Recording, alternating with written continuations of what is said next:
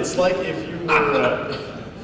you were going into do like a radio play, a radio drama, like Lord of the Rings, here, be Frodo. Read all of Frodo's lines, back to back, with nothing in between, and you've never read the book.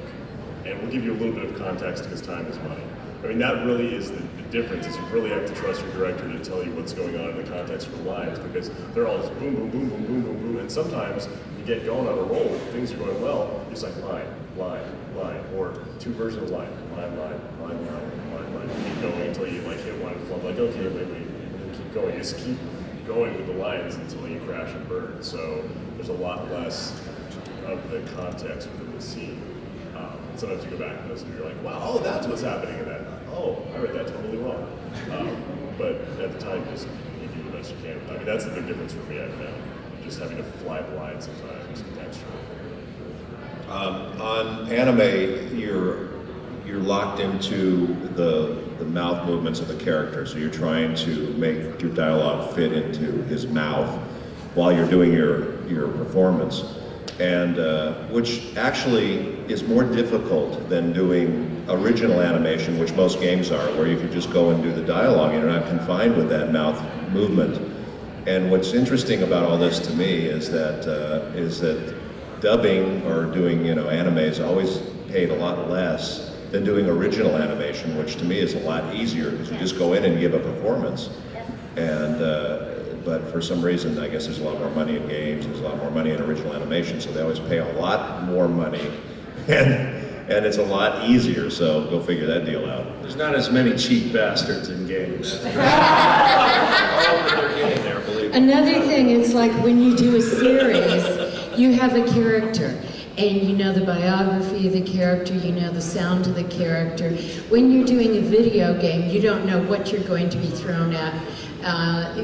You see the image, you've got your imaginary fourth beat that you go on, and you've got a short history and a short picture, and you've got to make snap judgments as to the sound and the biography of that character, and give it, a full body, a three-dimensional quality, as opposed to just having a voice, so that that character really does sell when the game is put together. So you have to make more snap decisions, and you don't have time to think about it as much. And my probably most challenging game experience was Mike Central Nicholas at NYAV Post auditioned a bunch of people from LA, New York, Houston, Dallas to do Dance Dance Revolution for the Xbox 360. And I booked it and went to New York to record it with the guys from Konami, who were from Honolulu. They were living in Honolulu, which I always thought was just so cool. Honolulu went to, anyway. But that was the most challenging session I had had in a really long time, because you wouldn't think of it, but DDR with all those different menus and the workout modes and all the different modes, and you have to do 5 to 10 something to say for anything that could happen. And it was about 5 hours of being super, super, super up and super, super energetic. And when I finally came home, it was such a cool experience, but I was like, wow, that was way more than I had anticipated for a game, because my experience with games had been like, do 5 like you're shooting an arrow, do 5 like do 2 like you're getting punched in the stomach, do 2 like you're getting slapped, and then throw a fireball, and that kind of thing. But the funny, really addendum to that story is I was in Best Buy with my fiance, and I heard my voice and went, Michael, it's my game, it's the Xbox. So I ran over and I started trying to play the DDR universe, and I told myself that I suck. Yeah. You're like, wow, it's my internal dialogue, but out loud. It was nice. Yeah, it was nice. Thanks. That's awesome. I've got to tell you, we've got 2 kids, and they're so used to hearing our voice on the air, they go, oh yeah, it's Mom, it's Dad. What was the thing that Jonathan just saw? And he came back, he said, yeah, we saw something, it was weird. What was that? Remember? It was something. But they're so unimpressed with us in this. Yeah, that's what they do. It's kind of like that Billy Crystal thing in what was it, City Slickers, where he invites his father, and he says, "I sell air." Yeah. And my parents do cartoons and games. Oh, I know what it was. Yeah, it was funny. This is a quick segue. Yes, my son came back from his friends and he said, "Oh yeah, we're watching this show called Ninja Scroll."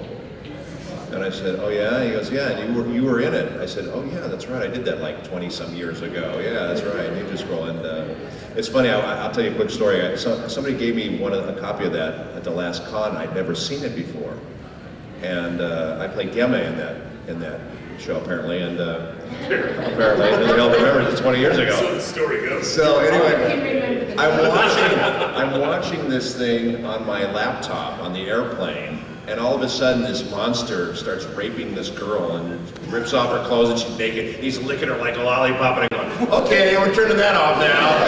Everyone plays it like, what is that pervert watching on his laptop? Sir, would you like anything? Oh, I guess you will. Sky Marshal? That's okay, you're good. Speaking of studio experience, what is the weirdest thing that has ever happened to you when recording?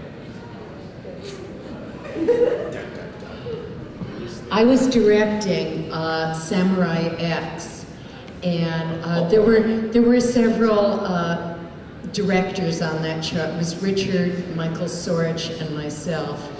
And I go into the studio, and there is Michael Sorich, who is not a bashful person, as you know. That's putting it Yes. mildly.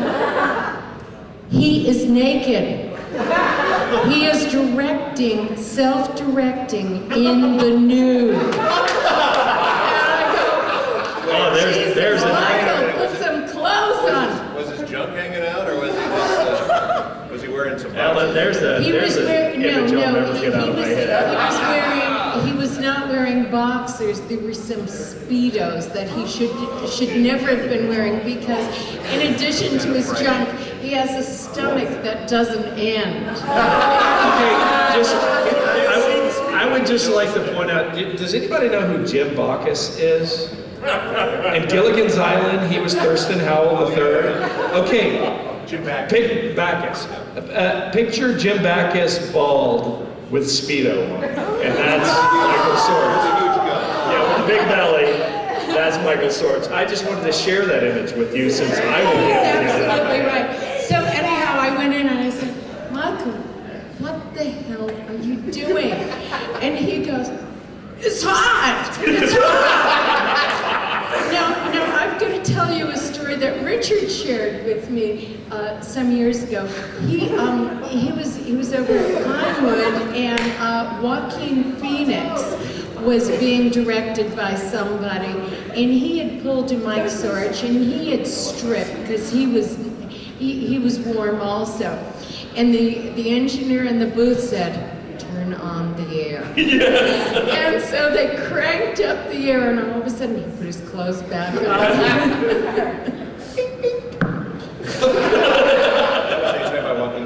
Yes. Yeah, that's true. That's a true story. Actually. Yeah. I don't have any weird booth stories, except I was passed out in the booth. Well, I already told this story about it. Another Michael Sorich story, where I was stuck in the booth with him and he had really bad gas. And we were doing a Wallace session and he was in there and Cy Prescott was in there and every line Michael would just let one rip and Cy Prescott would laugh his ass off. And I thought to myself, I'm in hell. I'm in absolute hell. And he started trying to take off his clothes. So then we got out and the client said to me, "Oh, you were in there with the gas man and the village idiot." And Michael Sorich always, he just thinks it's wonderful to share his bodily, gas with everyone. So I've got a new name for him. I call him Gaseous Clay.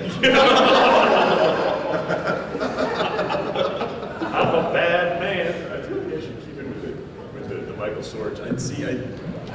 You have a Michael Sorich story too? Only kind of. He directed me briefly in Bleach. I'd met him within like 15 seconds. He was like, "Hey, how you doing? Have some food." It was like, "Uncle Michael Sorich. Hello, I'm a very avuncular guy."